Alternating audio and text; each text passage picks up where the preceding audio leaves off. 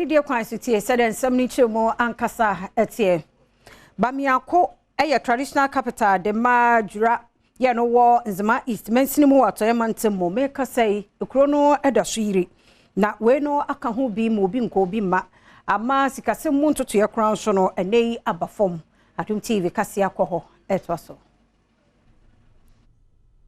Insuyira sese eko atoyemantemu no Bamiako kuro a ewo Nzema East Mensimu enso wonum enya wonchefa ewumu enefo aduni ena ekwankese a eka kuro awodo ebomu ensubra ne etoyema ensamso eyirifa so na nkomanfo hwekwan se enefo adu ababesene kono de esobeti enso de etia enete omanfo bi Bamiako ene Adom Kasee ma ne boni lottery etwetwe enkomo editu dwase esanse ekwan no mu eyirinti sese edwade ananka wofa kwan no sokodi nyina no akansinsem.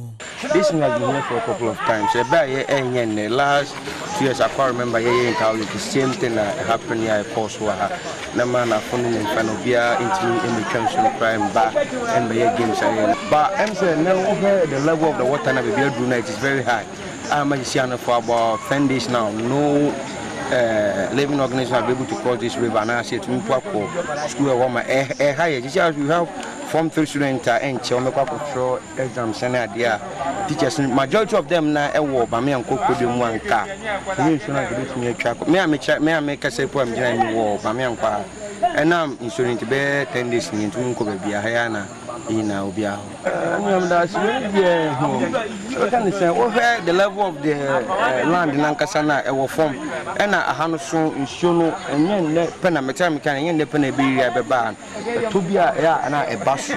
Until when it take severe measures not move together with our buying land and one we never burn no more when start current situation at Dahanity, Kasee Herman Sonangasa no perform. I'm a told the 3 years young school. Wow, the Atiano. She said, why would you from Bamiako to an Ebre? She said, Jumano, Abo, Yeska. Who are no boy the den, you try to see to me into your slab buying, a slab buying. Yes, we are soon any school for no. This year, within 1 week or so, I moved to Miko school. I can't break it to a your mamma, watch your Mowasino. I buy blum. Can't answer my four. I am sure, and so I ban your to be. Here is the road man in the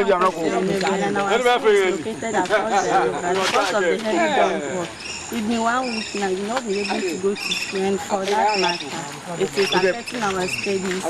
Even in the evening, you have to go for prep because of the situation at hand. So we are pleading on behalf of the government to come to our aid to help solve this situation at hand.